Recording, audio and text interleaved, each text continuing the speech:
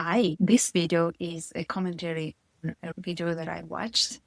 It's on the School of Greatness channel by Lewis House, and it's a discussion between two relationship coaches, Sadia Khan and Matthew Hussey, on the topic of women cheaters, or women that cheat. What compelled me to talk about this is how this discussion went into a rather debate around what makes women cheat. Sadia's point was that women cheat when they stop respecting their husbands, and that for a man to forgive a woman that cheated on him is to lose self-respect and also doesn't help her with respecting him more. Matthew was really objecting to that and was stating that actually women that cheat, first we have to look at how their needs were not met and that it's not out of just lack of respect for the men. I found that because this debate went on for a while, and they both were stating their position so strongly, it was almost unnecessary, because what I could see is these are two sides of the same issue or two sides of the same coin. Both hold truth when it comes to a relationship where somebody cheated. I also recalled a lot of detail that would support this, and I wanted to share with you this detail. One point to take into account when it comes to this is how men and women attach in relationships, and there is a key difference in the neurobiology of it. Andrew Huberman from the Huberman Lab talks about it. Essentially, something that really struck me is that men would not attach necessarily to a woman they had sex with unless they are committed to that relationship, which is unlike women who can easier attach and create this bond. That was really curious to realize in the light of what traditionally or historically or culturally is known of men being more prone to having affairs outside of family life, yet being committed to their family, and how that is regarded almost like a normal thing. And then how for women, they historically been more protective of their relationships, themselves, who they sleep with, who they get into intimate relationships with. And part of it is the effects or the long-term consequences for a woman, especially before, and how that can totally transform and impact her life. Another side of it is this exact thing, that women would more easily attach to a man, while for the man, that is not the case unless they commit to that relationship. So probably something that's been observed generally as a phenomena, but now we have the neuroscience behind it to prove that actually, yes, the circuitry on our brain responsible for bonding and attachment to another person don't fire up in the same way for a man who's had close intimate relationship with a woman, unless he's committed to that, which is different for women. So that was a key thing to take on board. For a woman to end to the point of cheating on a man, it takes quite a while to arrive to that decision. It can take months, it can take years, but usually it's not something that she does with ease. And usually that is caused by a consistent failure of her needs being met in the relationship. So when she decides that she's going to cheat, you can count on the fact that she has detached her heart, her whole being from being committed to this man. So when a woman ends up cheating, that is true that there is little or no love left there for this man. She lost the hope, but also the regard for this man and the respect that was there in the first place. She doesn't look up to him in the same way in which she did at the beginning. And part of the reason, a big part of the reason for that, is the way in which he showed up in the relationship and in the way in which he, as a man, did not meet her needs, mostly for connection. That's the main thing, for connection, for love.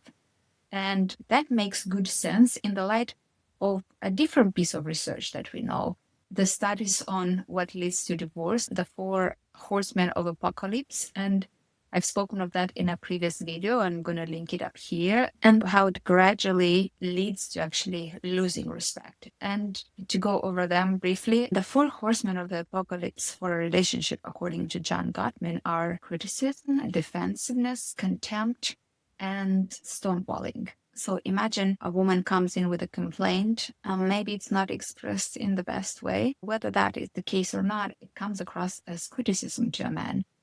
He takes it as criticism and gets into this defensive state. And that goes on for a while, which escalates to a point where there is contempt on both sides, or on one side, usually on the side of the woman. To guard from that, a lot of the time men stonewall. So they would withdraw, they would ignore, they would focus on something else, completely kind of disengage from the relationship, which doesn't necessarily help that woman's needs that she had in the first place and the complaint that she brought with regard to her needs. When this goes on for a while, you can see how some sort of a desperation sets in. And this contempt in itself is a form of lack of respect, is a form of total disregard for the other person. Then that is often a natural consequence for a woman to go out. But also some choose to stay. And so they would either stay in a relationship because they've committed to it, or maybe there are kids, and they will just stay, but without love to give or to receive. Some would go ahead and take whatever occasion there comes on cheating. But at this point, you can be sure that when she cheats, that is a sure sign that she's done with this relationship, or with the love piece of this relationship. So that's why these two views that were held, I guess everyone was trying to really prove the truth of each view, but they are both true. Another thing is, kindness does not equate love. Kindness is part of love, but it's not the same, especially when it comes to romantic love. So there might be an act of kindness on that woman's side to forgive a man, or there might be looked upon as an act of kindness on the man's side to forgive a woman. However, that is going to do little for her if nothing gets resolved within the dynamic. And I remember such case when the woman cheated after a few years of marriage. There was a mixed bag of feelings. She felt bad about it, but at the same time didn't really want to stay in that relationship. It was very hard to come and confess that and tell that to the man. When that happened, of course, there was a lot of anger and a lot of turmoil. Eventually, the man came around asking for maybe we can give it another chance and go to some counseling. And as much as she regretted and felt the guilt of it, she actually didn't want to go back to that relationship. She didn't even want to try and work anything out, because from her estimation, after all these years and attempts to do something about it earlier on both sides, she could see that, okay, there is nothing in here for me. So she wasn't really interested in fixing or going back to that relationship. So other women might be more charitable and welcome a man back, but there is that element that what led to cheating, what led her to make this decision, is something that is so fundamental that she's tested over time. And she is not wrong to assume that this man cannot truly be the kind of man that she needs for whatever reasons. So it makes sense why the view that it's better for that man to walk away and not forgive the cheating, and how that will speak a lot to his self-respect. And the reason element of that, because of how men attach in relationships. So if a man chose a woman and committed to her, that's a big deal. Remember, they can easily move from one relationship to another, but he's got to this one and he's committed to that. So he's more invested on his part. He feels like he's given more to this relationship to any other. And when he gets cheated in this relationship, it really hits at his core sense of manhood in a way, whether that is right or not, because it might have little to do with him. And I'm going to get to that in a moment. But it does affect his self-esteem and his self-respect. And If he goes back, yeah, there is a great chance of ruminating on that and looking over his shoulder and getting a bit more over controlling about this relationship because his trust has been betrayed. And to a great degree, it goes both ends. Now, when that has less to do with a man and more with a woman, is in the case of childhood trauma. And I want to go a bit into how childhood trauma affects a woman or a man and leads to them being cheaters later in adulthood. That happens when love is somehow earned in the family and someone is not loved for who they are, but for their looks and performance. But when it comes to love and sexuality, there are two crucial periods in the life of a child, and that is between 4 years and 6, when they first explore their parts, and depending on how the adults react to that, that can impact them. If they are she, then they get the sense that something is wrong with me, something is not right. Another crucial period is between around 12 to 15, when kids start going into puberty. Again, that's important how the parent of the opposite sex relates to their newly developing body, to the changes that they go through. For example, when a father is uncomfortable and pulls away from his daughter now that she's turning more and more into a woman, or the mother is somehow disgusted or keeps away from her son with all the changes that boys go through. And that creates a sense of shame and the sense of there's something flawed in me. For them, that translates as love withdrawn and disapproval. And they get this message that I'm unlovable. So to counteract that, as they grow up and in adulthood, especially, they will put a lot of emphasis on looks, appearance, and performance. These people, as adults, are more like doers. So instead, I'm constantly busy on the go as a way to distract from it, typically. There is a big stress on looks. They will be inclined to do all kinds of procedures, plastic surgeries, just to look a way that is perfect. Pumping up their body, going to the gym. These are that category of people. Because looks and appearance and performance is their way of feeling less flawed, of feeling finally there is a way for me to also gain love and be lovable and not feel so flawed. And another piece in this is there's this disconnect between heartfelt connection and sexuality. These two subtypes, the ones that are prone to more heartfelt connection, are more prudish when it comes to sexuality, more restrained, and they would seek that connection first and almost neglect or feel cut away from their sexuality, as if the two of them don't go together. On the other hand, the category inclined towards sexuality are overly sexual. It's all about physical performance. And this is their way of staying away from being vulnerable and having this heartfelt connection. These people also conflate love with admiration. So how they look got a lot of attention. That attention, that admiration is translated as love. So when they go into a relationship, the first period where there is a lot of attention and this process of conquest and to capture somebody's attention, they feel like they've got it. As we know, as relationships settle in, love becomes more settled as well, more calm and comforting. There is not all this outburst and high surges of butterflies, adrenaline, and excitement. And when that happens in a relationship, people feel like love is not there, love is dying. This more heartfelt connection that starts to develop, this closeness and bonding, shuts down their sex drive.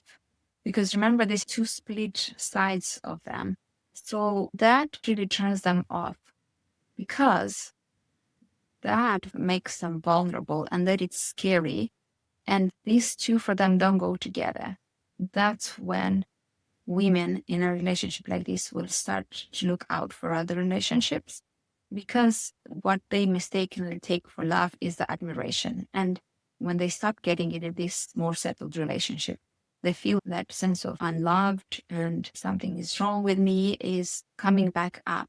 And so they will go out and look for other relationships and they end up cheating. The reality for these folks is that in order for me to be loved, I gotta look a certain way. But the true reality is that love that is based on looks and performance is not love at all. Love that is based on looks and performance is not love at all. So rather than being promiscuous or staying in a sexually unfulfilling relationship, a better way is to bring some healing to these parts that have been wounded, where they had to gain love from their parents, usually through looking a certain way or behaving or performing a certain way. So how do you do this? First thing is to understand that love based on looks and performance is not love at all, and then start working backwards from it. So here are a few tips. One, understanding that striving towards an idealized self does the opposite effect.